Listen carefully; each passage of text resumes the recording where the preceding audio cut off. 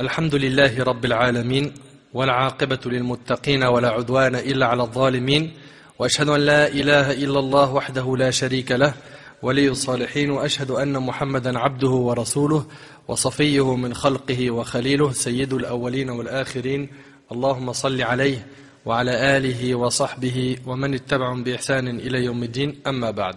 Mes chers frères et sœurs, assalamu alaikum wa rahmatullahi wa barakatuh. On avait commencé une série sur la croyance des gens de la Sunna et du consensus. Aujourd'hui, bi'idhnillah azza wa jal, on continue le cinquième pilier de la foi au jour dernier. Et notre thème avec l'aide d'Allah tabaraka wa ta'ala est la venue du Mahdi. Mes frères et sœurs, qui est Al-Mahdi? Première question. De qui descend-il? Quelle est sa description physique? Quelle sera la durée de son règne? Que fera-t-il? Quand apparaîtra-t-il et d'où? Quel est notre devoir concernant Al-Mahdi? Et puis, Al-Mahdi, est-il parmi nous? Pas mal de questions que je vais essayer de détailler avec l'aide d'Allah tabaraka wa ta'ala. Mes frères et sœurs, Al-Mahdi n'est pas un prénom, mais un surnom qui signifie le bien guidé. C'est pas un prénom, c'est un surnom qui signifie le bien guidé. Al-Mahdi, c'est le bien guidé. Le prénom du Mahdi sera Muhammad, fils de Abdullah. Muhammad ibn Abdillah. Comme qui? Comme le prophète Muhammad sallallahu alayhi wa sallam. La preuve, Abdullah ibn Mas'ud radiyallahu anhu rapporte que le messager d'Allah sallallahu alayhi wa sallam a dit, même s'il ne restait qu'un jour de la vie terrestre, Allah le prolongerait jusqu'à ce qu'il lui envoie un homme des miens ou de ma descendance. Son nom correspond au mien et celui de son père correspond à celui de mon père. Vous avez compris?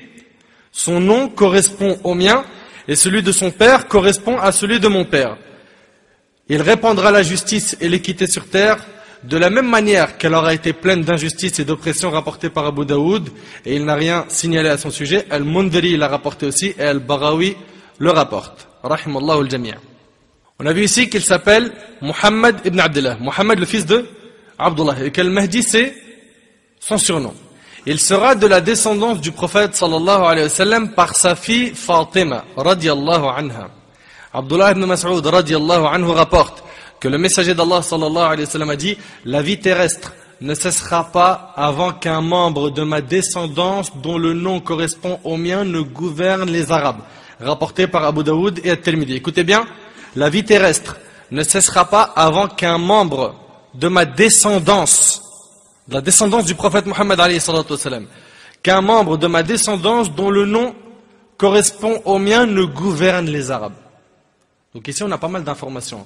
On va essayer d'avancer petit à petit pour construire cette aqida. Car aujourd'hui, on est en train de traiter d'un thème qui est d'un thème lié à l'aqida, la croyance, le dogme.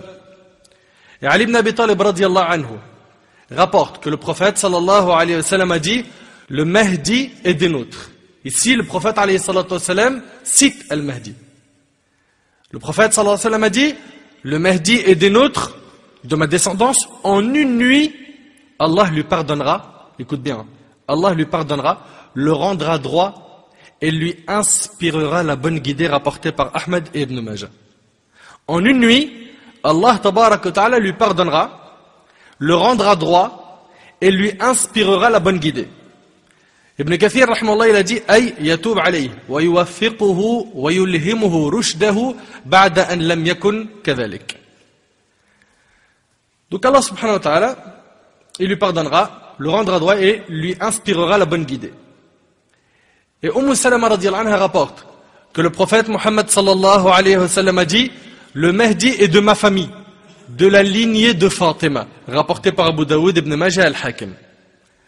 Donc je répète, Al-Mahdi, c'est pas un prénom, c'est un surnom. Il s'appelle Muhammad, fils de Abdullah. Très bien. Il sera de la descendance du prophète alayhi salatu wa sallam par sa fille Fatima radiyallahu anha. Et de ce hadith, on voit qu'Allah tabaraka wa ta'ala le préparera pour cette fonction qu'il avait déjà prédestinée pour lui en une nuit. Clair? Quant à sa description physique, Abu Sa'id al-Khudri radiyallahu anhu rapporte que le messager d'Allah alayhi salatu wa sallam a dit, le Mahdi est des miens, yani de sa descendance. Il aura le front large, ou dégarni, un nez aquilin. Un nez aquilin, ça veut dire quoi? Long et légèrement bossu. Il remplira la terre de justice et d'équité comme elle aura été pleine d'injustice et d'oppression. Il régnera pendant 7 années, rapportées par l'imam Abu Daoud. On continue. Que fera Al-Mahdi? Al-Mahdi sera reconnu comme dirigeant de tous les Arabes et même de tous les musulmans. Al-Hakim, rahimahullah, a rapporté le hadith suivant d'Abu Sa'id al-Khudri, radiyallahu anhu. Le prophète sallallahu alayhi wa sallam a dit: le Mahdi viendra dans ma communauté. Le Mahdi, donc on voit bien que son nom est cité dans les hadiths du prophète sallallahu alayhi wa sallam qui sont authentiques. Le Mahdi viendra dans ma communauté. En son temps, Allah fera tomber la pluie. Et la terre sortira sa végétation. Donc il y aura du khayr, il y aura du bien. Il distribuera l'argent à part égale. Le bétail sera abondant. Donc il y aura beaucoup de richesses à son époque. Et la communauté deviendra importante. Il régnera pendant 7 ou 8 années. Dans ce hadith-là, il y a 7 ou 8 années. D'accord? Ibn Kathir, rahimahullah, a dit, à son époque, les fruits seront nombreux, les cultures et les biens abondants, le pouvoir dominant, la religion établie, l'ennemi abattu et le bien constant en son temps. Et d'après Ali ibn Abi Talib, le prophète sallallahu alayhi wa sallam a dit: même s'il ne restait qu'un jour du temps, écoutez bien, même s'il ne restait qu'un jour du temps, Allah enverra un homme de ma descendance qui remplira la terre de justice comme elle aura été pleine d'injustice. Et c'est rapporté par l'imam Ahmad et Abu Daoud. Donc, qu'est-ce qu'il va faire? Il va remplir la terre de justice. Après qu'elle ait été noyée par quoi? L'oppression et l'injustice. Il va rester combien de temps? Environ 7 ans. D'accord? C'est pas le durée de sa vie, c'est le durée de son règne. Et Abu Sa'id al-Khudri radiyallahu anhu rapporte que le prophète sallallahu alayhi wa sallam a dit: certes, la terre se remplira d'injustice et d'oppression. On le vit déjà bien comme il faut. Certes, la terre se remplira d'injustice et d'oppression. Tandis qu'il en sera ainsi, Allah enverra un homme des miens, dont le nom correspond au mien, qui remplira la terre de justice et d'équité, comme elle aura été pleine d'injustice et d'oppression. Le hadith est rapporté par Al-Bazzar, Ibn Adi dans son livre Al-Kamil, Abu Nu'aym dans Akhbar Asbahan et Al-Hakim. Il s'appelle donc Muhammad ibn Abdullah, son surnom c'est Al-Mahdi. Il est de la descendance du prophète alayhi salatu wassalam par sa fille Fatima radiyallahu anha. Il régnera pendant environ 7 ans et il remplira la terre de justice et d'équité, et pendant son règne il y aura beaucoup de biens, d'argent, etc. Une autre question: où apparaîtra-t-il? Qui le sait? La réponse: il apparaîtra à la Mecque. Les gens lui feront allégeance alors qu'ils ne le désirent pas. Aïcha radiyallahu anha a rapporté que le prophète sallallahu alayhi wa sallam s'est agité d'une manière inhabituelle durant son sommeil. Écoutez attentivement ce hadith. Aïcha, la femme du prophète alayhi salatu wa sallam, elle s'est agitée d'une manière inhabituelle durant son sommeil. Elle a dit, nous avons dit, ô messager d'Allah, tu as fait une chose durant ton sommeil que tu n'avais jamais faite auparavant. Le prophète alayhi salatu wa sallam dit, ce qui est étonnant, écoute bien, je veux que tu m'écoutes et que tu sois réceptif. Ce qui est étonnant, c'est que des gens de ma communauté se rendront, le hadith il est rapporté par l'imam Muslim, écoutez bien, ce qui est étonnant, c'est que des gens de ma communauté se rendront à la Kaaba à cause d'un homme des Quraysh, qui y sera réfugié. Lorsqu'ils atteindront un désert, ils se feront engloutir dans la terre. Donc ils vont se diriger pour aller tuer cet homme c'est le Mahdi. Allah tabaraka wa ta'ala, il va les engloutir dans la terre. Nous avons dit au messager d'Allah, il se pourrait qu'il soit inclus des personnes dont le but ne sera pas connu. Le prophète alayhi salatu wassalam répondit, oui, il y aura parmi eux celui qui sera conscient du dessein de cette armée. L'homme contraint à la rejoindre. Et le voyageur, ils seront tous anéantis dans l'engloutissement. Tous. Et ils seront ressuscités au jour de la résurrection selon leurs différentes intentions. Et ils seront ressuscités au jour de la résurrection selon leurs différentes intentions. Le hadith, il est rapporté par l'imam Muslim.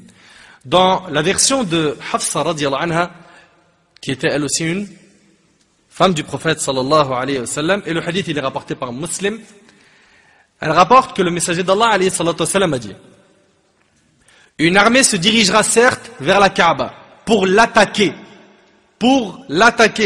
Lorsqu'elle sera dans une terre désertique, il parle de qui? De l'armée. Le centre de cette armée sera englouti. Donc ça rejoint le sens du hadith qu'on vient de citer. Alors ceux qui seront en tête de l'armée appelleront ceux qui seront à l'arrière, puis ils seront tous engloutis. Il ne restera que celui qui aura été chassé de cette armée, qui informera de ce qui leur sera arrivé. Dans une autre version, un groupe de gens sans force, ni grand nombre, ni armes, se réfugieront dans la Kaaba, et c'est rapporté par l'imam Muslim. Pour ceux et celles qui veulent savoir comment est-ce qu'on saura que le Mahdi est arrivé. Comment? C'est quoi le signe? La question est, comment est-ce qu'on saura que le Mahdi est arrivé? C'est simple, il y a un signe que nous devons connaître. Ce signe, si tu l'enregistres, mon frère ainsi que toi, ma sœur, plus de problème avec les faux Mahdi qui sont pondus comme des œufs aujourd'hui, qui apparaissent comme des champignons et qui poussent partout. C'est vrai ou pas? Chaque fois on entend quelqu'un qui dit: je suis le Mahdi. Je suis le Mahdi. Mais comment faire pour rapidement savoir si c'est réellement le Mahdi ou pas? Comment est-ce qu'on saura que le Mahdi est arrivé ou non? Qui le sait? La réponse, je l'ai déjà donnée, oui. En connaissant quoi? Son apparence? Oui. Barakallahu fik. Ce que je vais dire est très important, car hélas, il y a plein de gens qui ont prétendu être Al-Mahdi. Le signe qui nous permettra de savoir quand est-ce que le Mahdi sera parmi nous est que lorsqu'il arrivera, il y aura une armée musulmane qui se dirigera vers lui pour le tuer. Écoute attentivement. Il y aura une armée musulmane qui se dirigera vers lui pour le tuer. Allah tabaraka wa ta'ala donnera la victoire au Mahdi en engloutissant cette armée. En engloutissant cette armée. À ce moment-là, les gens de la terre sauront qu'il s'agit du Mahdi. C'est clair? Allah tabaraka wa ta'ala le secourra et fera en sorte que les musulmans lui prêtent allégeance. Sachez que le Mahdi dirigera la prière. Ça sera l'imam de qui? D'un groupe où il y aura Isa alayhi salam parmi eux. Le Mahdi dirigera la prière de Subh. Et derrière lui, il y aura Isa alayhi salam. C'est-à-dire que le Mahdi, il connaîtra la période de Isa alayhi salam. Et Isa alayhi salam, comme vous le savez, il va descendre pour tuer qui? Le Masih ad-Dajjal, l'Antéchrist. On aura, Inch'Allah, bi'idhnillah, une conférence complète à ce sujet.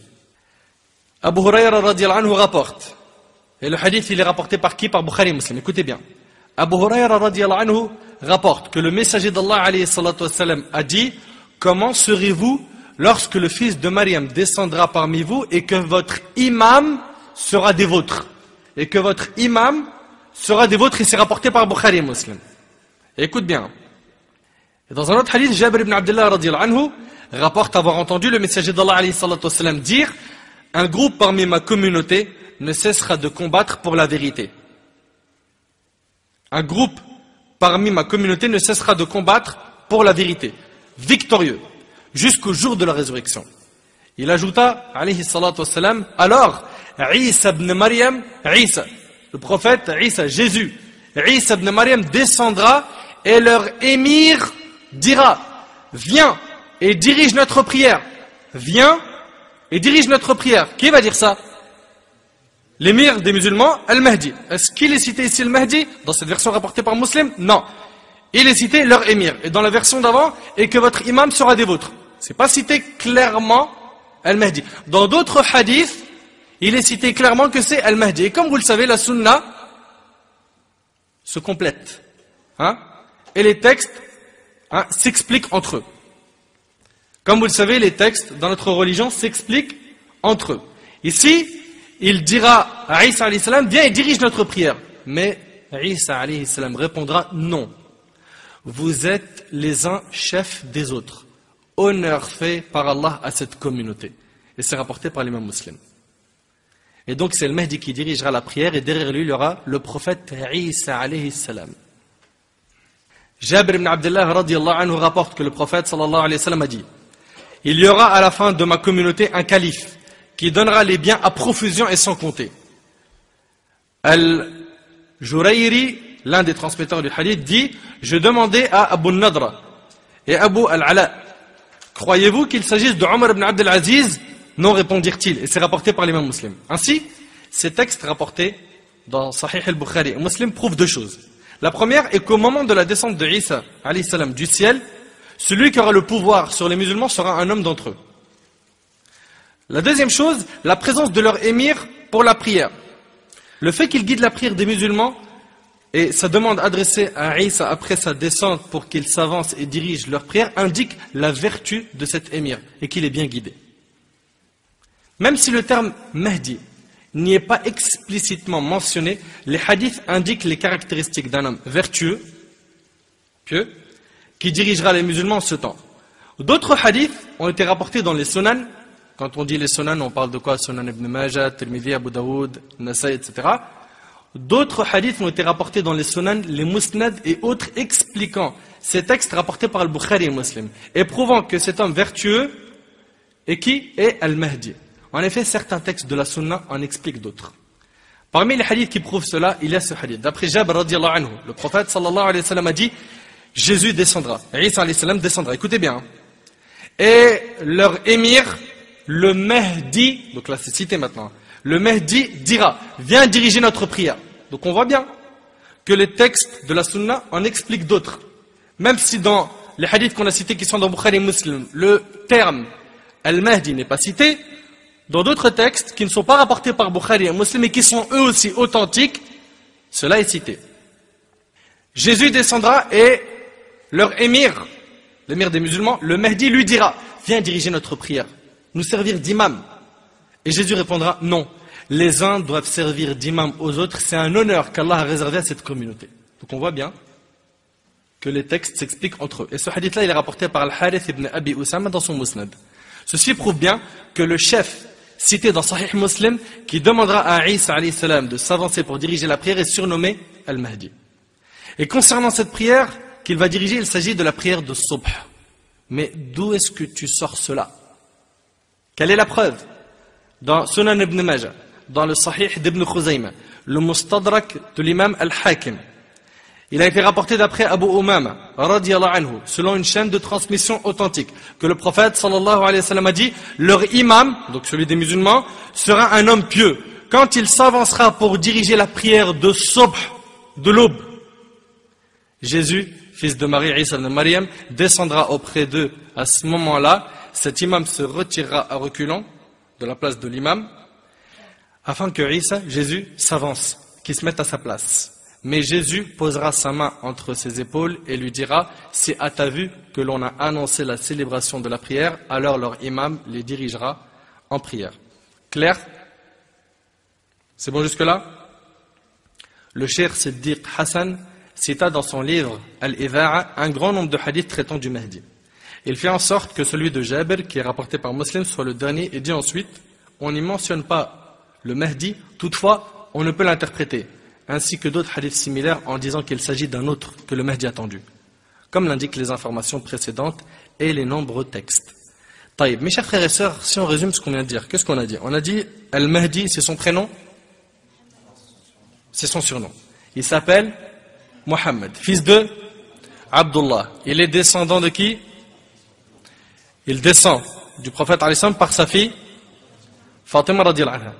Son temps de règne sera d'environ 7 ans. À son époque, se répandra la justice et l'équité, alors qu'avant il y avait quoi? L'oppression et l'injustice. De même, qu'est-ce qu'on a dit encore? On a dit que ça?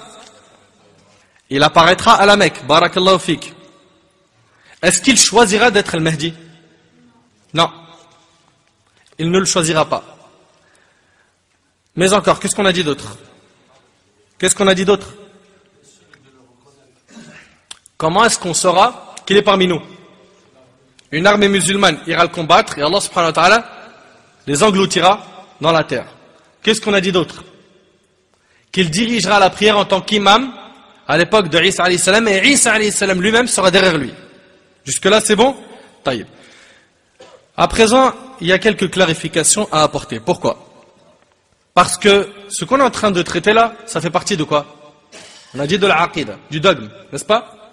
Il y a des savants de notre communauté qui ont nié l'existence du Mahdi. Qui ont dit le Mahdi, ça n'existe pas. Et il y a eu beaucoup d'arguments. Que ce n'est pas cité explicitement dans Bukhari et Muslim. Et tout à l'heure, j'ai tout fait pour construire la chose de telle sorte que cet argument-là ne soit pas retenu. Il a été dit que les hadiths qui sont rapportés à ce sujet-là sont ahad. Et ils ne sont pas mutawatir. Et ça, je vais le développer après, Inch'Allah. Il a été dit que ça, c'est une invention juive que les chiites ont repris. Et que, comme vous le savez, les chiites, l'imamiyya, qui ont 12 imams, ils disent que le 12e sera al-Mahdi, qu'ils attendent d'ailleurs. Ibn al-Qayyim, rahimahullah, il dit pas mal de choses à ce sujet. Je vous en toucherai quelques mots. Bi'idhnillah. Voyons ensemble al-Mahdi. C'est une vérité ou non? Voyons ensemble ce qui a été dit au sujet du Mahdi. Je parle surtout de quoi là? Je parle ici des ambiguïtés et comment répondre à cela. Mes frères et sœurs, sachez qu'il y a des savants qui ont suivi l'avis du savant Ibn Khaldoun, rahimahullah. Écoutez bien, ce savant Ibn Khaldoun, rahimahullah, a critiqué les hadiths du Mahdi et il a été suivi par beaucoup de savants. Il a dit, rahimahullah, c'est un ensemble de hadiths, donc là, c'est ses paroles, j'ouvre les guillemets, c'est un ensemble de hadiths rapportés par les imams concernant le Mahdi et son apparition à la fin des temps. Ceci, donc ces hadiths, n'échappent guère à la critique. C'est-à-dire qu'ils ne sont pas tous authentiques. Écoute bien, ceci n'échappe guère à la critique, sauf quelques-uns ou encore moins. Voir Muqaddimat Tarikh Ibn Khaldoun, rahimahullah. Mes frères et sœurs, Ibn Khaldoun, rahimahullah, il a dit quoi? Méditez, il a dit, ceci, donc en parlant des hadiths sur le Mahdi, n'échappe guère à la critique, sauf quelques-uns ou encore moins. Qu'est-ce que vous comprenez? Qu'il existe des hadiths qui échappent à la critique. Oui ou non? En prenant tout simplement ce que Ibn Khaldoun rahimahullah a dit. Ceci n'échappe guère à la critique, sauf quelques-uns ou encore moins. Taïb. Même s'il n'y a qu'un seul hadith authentique concernant Al-Mahdi, c'est une obligation pour nous d'y croire. Un seul hadith authentique nous suffit. Wadih? Un seul hadith authentique nous suffit. On y croit. Même si cette chose n'est pas citée dans le Coran al-Karim. Allah tabaraka wa ta'ala dit dans Surat al-Hashr, Surat 59, verset 7, وَمَا آتَاكُمُ الرَّسُولُ فَخُذُوهُ وَمَا نَهَاكُمْ عَنْهُ فَانْتَهُ. Prenez ce que le messager vous donne. Et ce qu'il vous interdit, abstenez-vous-en. Et il y a un hadith qui est magnifique. C'est Al-Bayhaqi rahimahullah qui le rapporte. Selon Suhaib ibn Abi Fadala al-Makki. Un jour, Imran ibn Hussein radiyallahu anhu évoquait l'intercession. Un homme dans l'assemblée l'interpella en ces termes. Ô Abu Najid, vous nous ramenez des hadiths dont nous ne trouvons aucune origine dans le Coran. Voilà. Ça a déjà été prononcé à l'époque du prophète sallallahu alayhi wa sallam. Vous nous ramenez des hadiths dont nous ne trouvons aucune origine dans le Coran. Imran, ce compagnon radiyallahu anhu, s'est mis en colère et lui a dit, as-tu lu le Coran? L'homme répondit oui. Imran reprend en disant, et as-tu trouvé qu'il fallait faire 4 rak'at pour la prière du Isha, 3 pour celle du Maghrib, 2 pour celle de l'aube, 4 pour celle du Dhuhr et 4 pour celle du Asr? L'homme dit non. Il lui demanda, d'où ces enseignements vous viennent-ils? Vous l'avez appris ainsi que nous du messager d'Allah sallallahu alayhi wa sallam. Puis il cita des choses en rapport avec les quantités minimales imposables de la zakat. Puis il cita les détails du hajj et d'autres choses. Et termina en disant, n'avez-vous pas entendu Allah dire dans son livre, prenez ce que le messager vous donne et ce qu'il vous interdit, abstenez-vous-en? C'est clair ou c'est pas clair? Imran dit, nous avons pris du messager d'Allah des choses dont vous n'avez pas de science. Il y a beaucoup de choses qui sont citées dans la Sunna et qui ne sont pas citées dans le Coran al-Karim. Oui ou non? Est-ce que ça veut dire par là que ces choses-là sont à rejeter? Non? Zakat al-Fitr du Ramadan, c'est une obligation. C'est où dans le Coran? Et j'en passe, et j'en passe. D'accord? Donc, on revient à dire que si Al-Mahdi n'est pas cité dans le Coran, mais que on le voit dans un hadith authentique, dans la sunna du prophète alayhi salam, nous l'acceptons. Et puis, par rapport au hadith, là je vous demande de vous accrocher un petit peu, ça va être un peu technique. Il y a deux types de hadiths. On a les hadiths mutawatir et on a les hadiths ahad. Le hadith mutawatir, récurrent, c'est un hadith, il est rapporté par tellement de personnes qu'il n'est pas possible de le remettre en question. Vous suivez? Exemple, le prophète sallallahu alayhi wa sallam, dans ce hadith-là, il va dire, celui qui ment sciemment à mon détriment, donc celui qui ment volontairement sur moi, qu'il occupe dès maintenant sa place en enfer, c'est rapporté par Bukhari. Ce hadith-là existe aussi chez l'imam muslim. D'accord? Donc ce hadith-là fait partie des hadiths qu'on appelle mutawatir. Il est rapporté par un grand nombre de personnes. Ce hadith-là a été rapporté par plus de 70 compagnons. 70. Ça fait un grand chiffre, n'est-ce pas? Ça, c'est ce qu'on appelle al-mutawatir. Il y a trop de personnes qui l'ont rapporté. Il est impossible de le remettre en question. Puis après, on a une deuxième catégorie de hadiths, et c'est ceux-là qui sont les plus nombreux, car les mutawatir, c'est pas ceux qui sont les plus nombreux. C'est les hadiths ahad, à narration unique. Ce sont les hadiths dont la chaîne de transmission n'atteint pas le niveau du tawatur. Récurrence, autorisant la certitude absolue. Quant au hadith dit ahad, ce dernier est pris comme argument dans l'ensemble des questions dérivées. Dans les ahkam shar'iyya, dans les règles juridiques, il y a unanimité des savants. Pourquoi? Pour dire qu'on a le droit de se servir des hadiths ahad. Concernant la croyance, il y a des savants qui ont dit non. Là, on ne peut pas accepter un khabar ahad. On parle de croyance. Eh bien, si.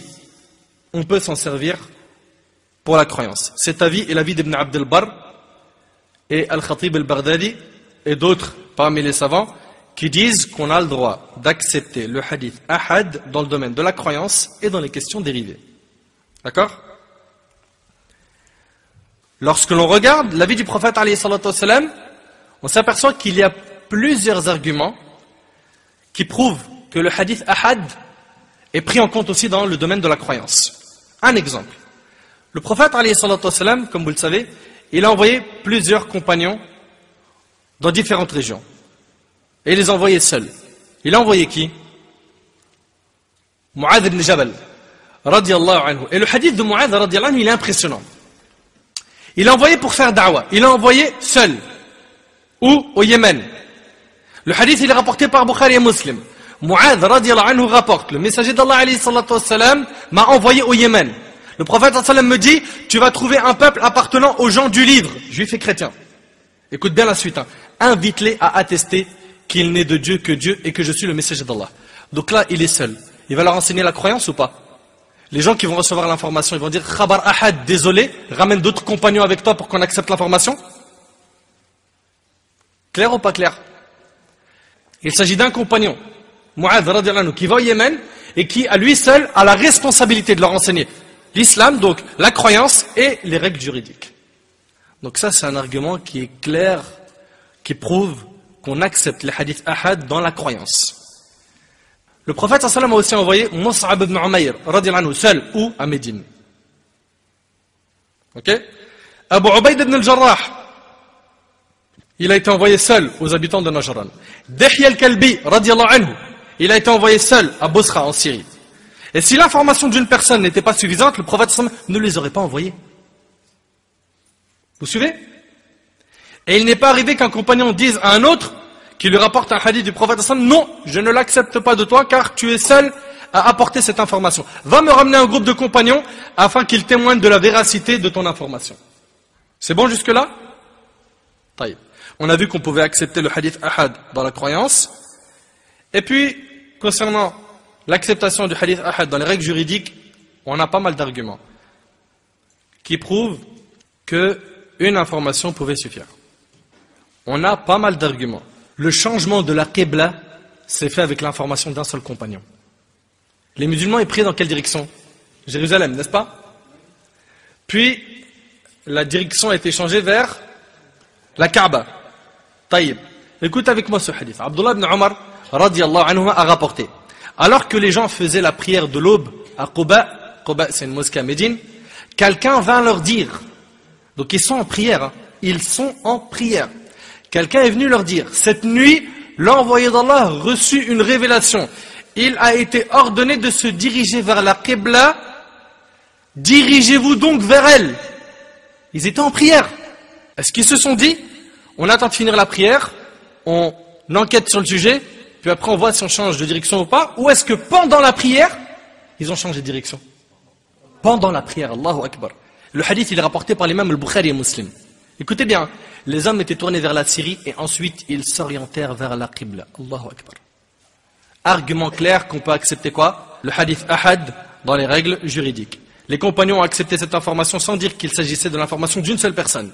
À partir du moment où l'information est authentique, il nous incombe d'y croire même si elle est rapportée que d'un seul compagnon. Un autre exemple d'un hadith ahad très connu de tous et toutes. On a le hadith d'Omar ibn Khattab radiyallahu anhu.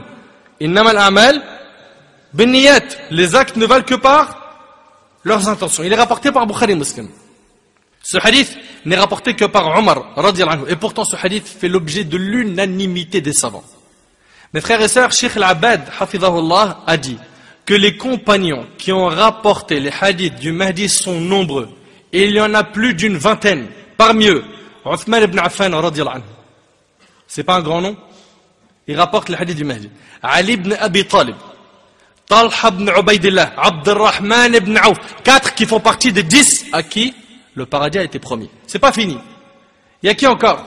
Al-Hussein ibn Ali, Salama, Habiba, Abdullah ibn Abbas, ibn Mas'ud, ibn Omar, ibn Amr, Abu Sa'id al-Khudri, Jabir ibn Abdullah, Abu Huraira, Anas ibn Malik. La liste elle est longue. La liste elle est longue.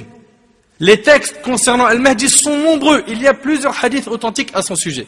Et là, il y a un point très important à clarifier. C'est quoi? C'est que Al-Mahdi, il y en a qui ont nié son existence, il y en a qui ont exagéré concernant Al-Mahdi, et il y a Al-Wasat, Ahl-Sunnah wal-Jama'a. Ceux qui ont nié Al-Mahdi, on l'a vu. Et on est encore en train de déconstruire leurs arguments. Ceux qui ont exagéré concernant Al-Mahdi, c'est les chiites.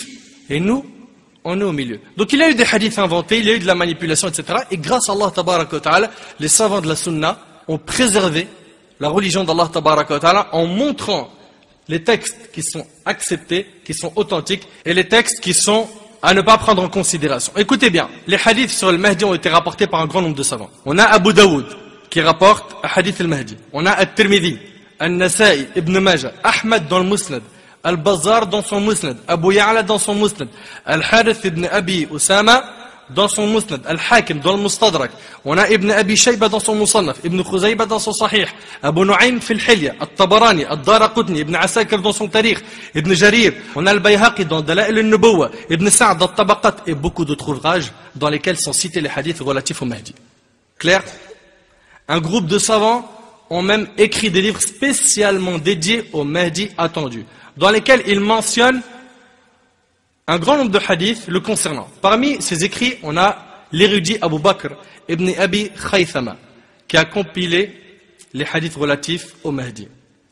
On a aussi l'imam al-Suyuti rahimahullah qui composa un opuscule, un juz, qu'il intitula Al-Urf al-Wardi fi Akhbar al-Mahdi, qui est imprimé dans Al-Hawi lil-Fatawi.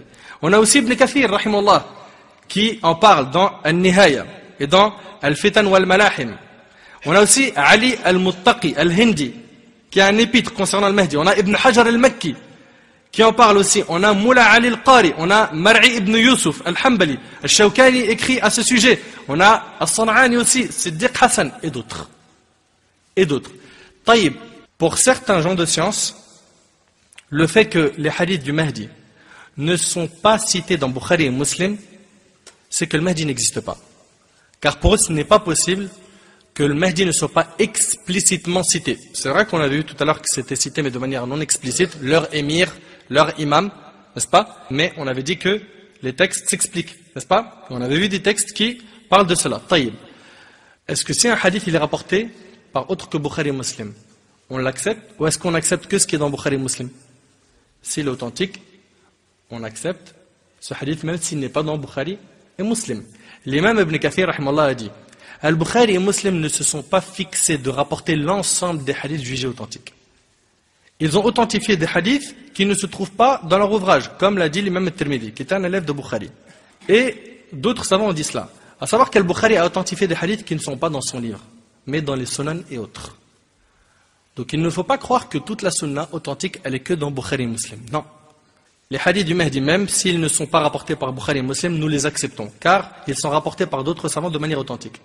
J'en profite pour vous rappeler certains hadiths qui concernent la croyance et qui ne sont pas rapportés par Bukhari et Muslim. Le hadith qui parle des 10 personnes à qui il a été promis le paradis. Vous le connaissez ce hadith ou pas? Hadith al-Ashar al-Mubashirin bil-Jannah. Il n'est pas rapporté par Bukhari et Muslim. Il est authentique. L'imam al-Tirmidhi rahimahullah a rapporté avec une chaîne de transmission authentique que Abdurrahman ibn Auf rapporte que le prophète sallallahu alayhi wa sallam a dit Abu Bakr sera au paradis, Omar sera au paradis, Uthman sera au paradis, ça fait 3, n'est-ce pas? Ali sera au paradis, Talha sera au paradis, Az-Zubayr, donc Ibn al-Awwam, sera au paradis, Abdurrahman ibn Auf sera au paradis, Saad ibn Abi Waqqas sera au paradis, Saïd ibn Zayd sera au paradis et Ubayd ibn al-Jarrah sera au paradis. Ce hadith-là n'est pas dans Bukhari et Muslim et pourtant on l'accepte. Ce sont les 10 à qui il fut promis le paradis et sachez qu'il y a d'autres compagnons à part eux à qui il a été annoncé le paradis, et si ceux qu'on a cités s'appellent les 10 alors qu'il y en a d'autres, c'est parce qu'ils ont été cités en même temps. Parmi les hadiths qui ne sont pas dans Bukhari et Muslim, on a le hadith d'Al-Bara ibn Azib qui parle des châtiments et des délices de la tombe. Il n'est pas rapporté par Bukhari et Muslim. Il est rapporté par l'imam Ahmad dans son Musnad. Ce hadith qui parle de la situation de l'âme dans la tombe jusqu'à la résurrection. Ce hadith n'est pas rapporté par Bukhari et Muslim, il est rapporté par Ahmad. On y croit pourtant. D'accord? De même, le hadith qui parle des 99 registres et de la carte où il y aura la ilaha illallah. Vous le connaissez ce hadith? Il est rapporté par l'imam Ahmad. Il n'est pas dans Bukhari et Muslim. Et pourtant on y croit. Abdullah ibn Amr radiyallahu anhu rapporte que le prophète sallallahu alayhi wa sallam a dit un homme de ma communauté sera appelé à comparaître devant toutes les créatures. Il lui sera alors montré 99 registres. 99 registres. Chaque registre est tellement grand qu'il va jusqu'à l'horizon. Puis Allah lui dira, renies-tu de ses actions dans ces registres? Est-ce que tu renies quelque chose? L'homme dira non, Seigneur. Puis Allah lui dira, mes scribes ont-ils été injustes envers toi? L'homme dira non, Seigneur. Allah dira, as-tu une justification ou une bonne action? L'homme prendra peur et dira non, Seigneur. Allah dira, tu as une bonne action et il n'y a pas d'injustice aujourd'hui. On amènera une carte dans laquelle il est écrit je témoigne que nulle divinité ne mérite l'adoration en dehors d'Allah et que Muhammad est le messager d'Allah. L'homme demandera, mais qu'est-ce que peut valoir cette carte face à tous ces registres? On lui dira, il n'y a pas d'injustice aujourd'hui. On mettra les registres d'un côté de la balance et la carte de l'autre côté de la balance et les registres s'envoleront à cause du poids de la carte. Taïb. Certains avancent que Al-Mahdi vient des narrations des Juifs. C'est les Juifs qui ont inventé ça, puis après les Chiites l'ont repris, et maintenant voilà, vous voulez prendre des choses qui ne viennent pas de chez nous. Quant au fait que de nombreuses narrations juives ont été mêlées au hadith, et que d'autres sont une invention des Chiites et d'autres sectes, ceci est vrai. Mais les imams du hadith ont démontré ce qui est authentique de ce qui ne l'est pas. C'est ça qu'il faut retenir. Les savants du hadith, ils ont après filtré. Ça c'est authentique, ça ne l'est pas. Ils ont rédigé des ouvrages au sujet des inventions et ont clairement montré les versions faibles. Ils ont posé des règles minutieuses au sujet du jugement porté sur les transmetteurs en sorte que tout innovateur ou menteur soit démasqué. Et c'est ainsi qu'Allah Tabaraka wa Ta'ala a préservé la sunna des manipulations des manipulateurs, de la falsification des exagérateurs et des inventions des imposteurs. Telle est la préservation d'Allah Tabaraka wa Ta'ala envers sa religion. Et s'il y a des versions qui ont été forgées au sujet du Mahdi par sectarisme, cela ne doit pas nous pousser à délaisser les versions authentiques. S'il y a des hadiths qui sont inventés à ce sujet, sachez qu'il y a des hadiths authentiques qu'on ne doit pas abandonner parce qu'il y a eu des hadiths inventés. Ces versions authentiques font mention de sa description, son nom, celui de son père, et on a vu tout cela ensemble. Quant à la prétention de contradiction, ce qu'il faudra, c'est de voir déjà l'authenticité des textes. L'avis des savants sur les textes et bifadlillah azawajal, tout ça a été fait depuis longtemps. La croyance des chiites imamites. Dr Al-Ashkar rahimahullah a dit, puis pour les chiites, pour eux, le Mahdi est le dernier de leur imam, le 12e imam, qu'ils nomment Muhammad ibn al-Hassan al-Askari. Muhammad ibn al-Hassan al-Askari. Nous on l'appelle comment? Muhammad ibn Abdullah.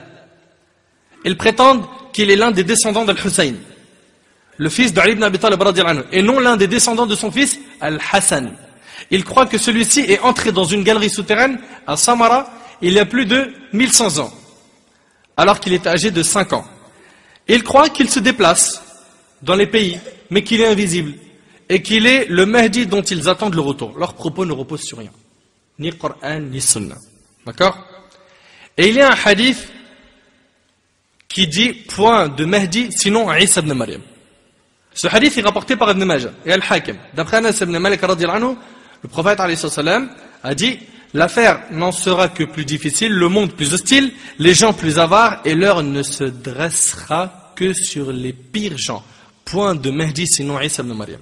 Ce hadith, on a dit, il est rapporté par Ibn Majah et Al-Hakim. Ce hadith, il est faible. Ce hadith, il est faible. Car il tourne autour de Muhammad ibn Khalid al-Jundi. Al-Zahabi, rahimahullah, dit, selon Al-Azdi, son hadith est réprouvé. Abu Abdullah al-Hakam dit, il est méconnu. Je dis, son hadith, point de Mahdi, sinon Isa ibn Maryam, est une information réprouvée rapportée par Ibn Majah. Ibn Taymiyyah, rahimahullah, a dit, ce hadith est faible. Abu Muhammad ibn al-Walid al-Baghdadi et d'autres se sont basés dessus, mais ce n'est pas chose sur laquelle on puisse faire. Donc le hadith, il est faible. Tamam? Al-Qurtubi, rahimahullah, il a dit, cela peut vouloir dire qu'il n'y a pas de Mahdi complet et infaillible autre que Isa. De ce fait, les hadiths sont conciliés et la contradiction est levée. Muhim, comme vous avez pu voir, le hadith il est faible. Il y a certains savants comme Al-Qurtubi qui ont essayé de concilier entre ces arguments. Enfin, ça c'est pour ce qui est de cet argument. Mes frères et sœurs, voilà ce qu'il y a en résumé à dire sur Al-Mahdi. Ce thème, comme je vous l'ai dit, je le répète depuis le début, c'est un thème de Aqidah, qui concerne la croyance. Il faut y croire. Notre devoir, c'est quoi? D'y croire. Et Inch'Allah, si Allah tabaraka wa ta'ala me donne la vie, la semaine prochaine, on commencera les grands signes de la fin des temps. J'essaierai, Inch'Allah, du mieux que possible, de clarifier tous les grands signes de la fin des temps. Et puis sachez que lorsque les grands signes arriveront, ils s'enchaîneront. Ils s'enchaîneront. Al-Hakim a rapporté, selon une chaîne de transmission authentique d'après Anas ibn Malik radiyallahu anhu, que le prophète sallallahu alayhi wa sallam a dit: les signes de l'heure sont comparables aux perles enfilées dans un fil. Si celui-ci est rompu, les perles se suivent les unes après les autres. Vous avez l'image comme elle est? Ajib, subhanallah. Le prophète sallallahu alayhi wa sallam, il avait cette grande faveur de pouvoir dire peu de mots qui ont beaucoup de sens. Et il était très éloquent, alayhi sallam. Les perles se suivent les unes après les autres. Ça, c'est donc ce qu'on avait à vous dire en résumé encore une fois au sujet de Mahdi. أسأل الله تبارك وتعالى أن ينفعني بما قلت وأن ينفعكم بما سمعتم. هذا ما أعلم والله تبارك وتعالى أعلى وأعلم.